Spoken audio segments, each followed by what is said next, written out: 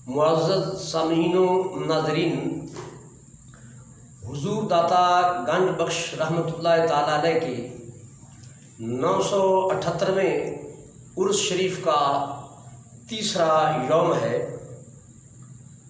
आप सूफिया के इमाम हैं, रूहानियत, तरीक़त और वलायत के बुलंद मर्तबे पे फायदा है।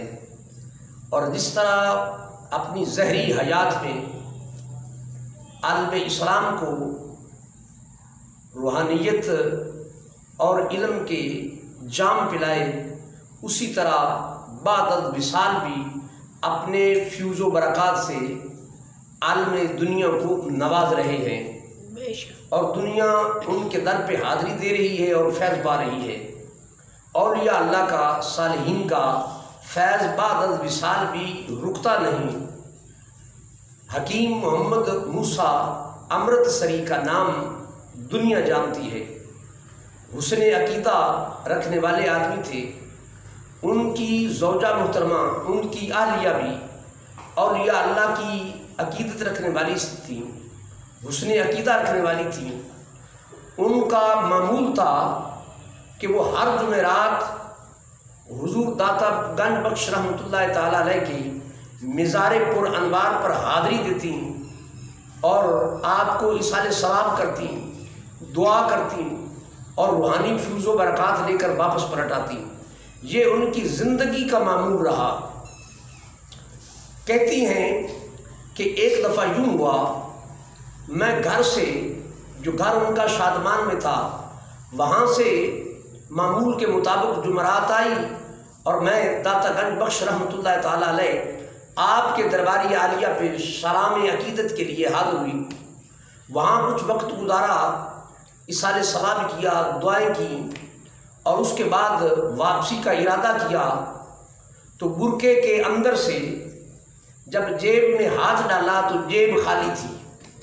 यानी यूँ लगता है किसी जेब तराश ने उनकी जेब खाली कर दी थी।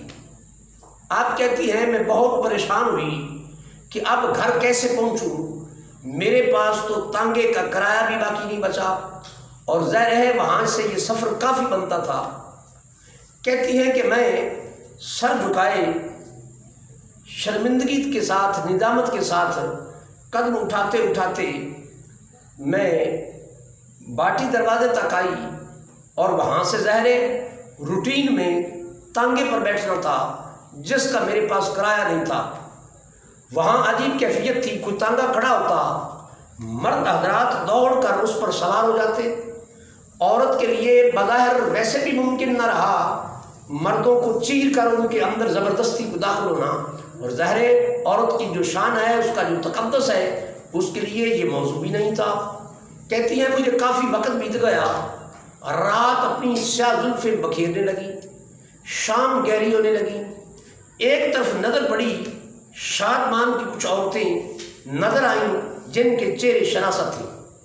करीब गई तो पहचाना कि वो वहाँ की गुजरियाँ हैं। तो वो मुझे नहीं जानती थी, मैं जानती थी। हौसला हुआ कि इतनी ख़वातीन इकट्ठी हो गई हैं, हम किसी एक तांगे पे इकट्ठी बैठ जाएंगी। जब ये अपने स्टॉप पे उतरेंगी तो मैं इनको रिक्वेस्ट करूँगी कि मेरा भी किराया दे दें, मैं बाद में उनको लुटा दूँगी। इस हौसले से तांगे पर सवार होने का सोच लिया। अभी वो ख़वातीन खड़ी थी इकट्ठी होकर कि बाजार कोई और तांगा भी बंद नहीं पड़ रहा था, क्योंकि जो तांगा आता कुछ वक्त से आता, मर्द हजरात दौड़ कर सवार हो जाते। हकीम मोहम्मद मूसा अमृतसरी की आलिया मोहतरमा कहती हैं कि फिर अचानक हमने देखा कि इधर से एक तांगा आया, उस पर एक कोचवान था, तांगे का मालिक, और एक और बुजुर्ग सफ़ेद रीश था जो तन्हा बैठा था। उसने आते ही हमको आवाज़ दी कि जितनी औरतें हैं ये तांगे पर पीछे बैठ जाएं, ये तांगा शादमान जाएगा। तो कहती हैं मेरे अंदर उम्मीद की लहर दौड़ गई, खुशी पैदा हो गई कि जहाँ मैंने जाना है वहाँ तक तांगे का इंतज़ाम तो कम से कम हो गया। सारी औरतें पीछे बैठ गईं, वो बुजुर्ग आदमी फ्रंट सीट पे बैठे, तांगे वाले ने तांगा चला दिया। बहुत करीब जाकर وہ بزرگ اتر گئے جس کی طرف کسی نے دھیان بھی نہ دیا، اور جب آگے ایک سٹاپ آیا وہاں وہ گجری خواتین اترنے لگیں۔ اس وقت حکیم محمد موسیٰ امرتسری صاحب کی عالیہ محترمہ نے ان خواتین کو پکڑ کے کہا کہ اے معزز خواتین، مہربانی کرو، میری کسی نے جیب تراش لی ہے اور میرے پاس کرایہ نہیں، تم تانگے والے کو کرایہ دے دو، میں انشاءاللہ کل تک تمہارا کرایہ واپس پلٹا دوں گی، کیونکہ میں تجھے اچھی طرح جانتی بھی ہوں، پہچانتی بھی ہوں۔ ابھی ان عورتوں نے جواب نہیں دیا کہ تانگے والے نے کہا کہ اے قابل عزت بہنوں، آپ فکر نہ کریں، جو بزرگ آدمی تانگے کی فرنٹ سیٹ پہ بیٹھا تھا پچھلے سٹاپ پہ اتر گیا ہے، اس نے تمہارا سب کا کرایہ مجھے دے دیا ہے، اور مجھے کرایہ دیتے ہوئے وہ کہہ گئے ہیں کہ ان میں سے ایک عورت کے پاس کرایہ نہیں ہے، ان سب کو کہہ دو کہ جو ہمارے در پہ آنا جانا رکھتے ہیں ہم ان کو کسی کا محتاج نہیں ہونے دیتے، ہم ان کو کسی بھی جگہ شرمندگی کا سامنا بھی نہیں کرنے دیتے، ہم ان کی مدد کرتے ہیں۔ تو جناب اس بات سے یہ سمجھ آ گئی جملہ سامعین کو کہ وہ کرایہ دینے والی ہستی کون تھی اور تانگا لے کر آنے کا انتظام کرنے والی وہ کون سی ذات تھی، یہ سب سمجھ گئے۔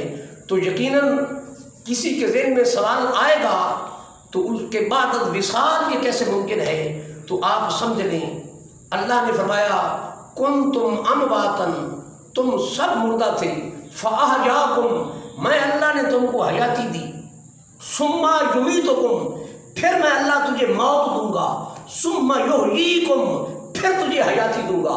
تو موت کے بعد قبر میں حیاتی ملے گی، یہ یحییکم بتا رہا ہے، اور اس کے بعد پھر موت کا اللہ نے ذکر نہیں کیا۔ تو سمجھ آئی وہ یحییکم والی جو حیاتی ہے وہ حیات جاوداں ہے، جو عالم برزخ کی حیاتی ہے۔ تو اس حیات جاوداں کے ساتھ اللہ کے جو اولیاء ہیں، مقربین ہیں، وہ زندہ و جاوید ہیں، کیونکہ انہیں حیات جاوداں مل گئی ہے۔ اسی لیے کسی عارف نے کہا کہ کون کہتا ہے موت آئی تو مر جاؤں گا، کون کہتا ہے موت آئی تو مر جاؤں گا، میں تو دریا ہوں سمندر میں اتر جاؤں گا۔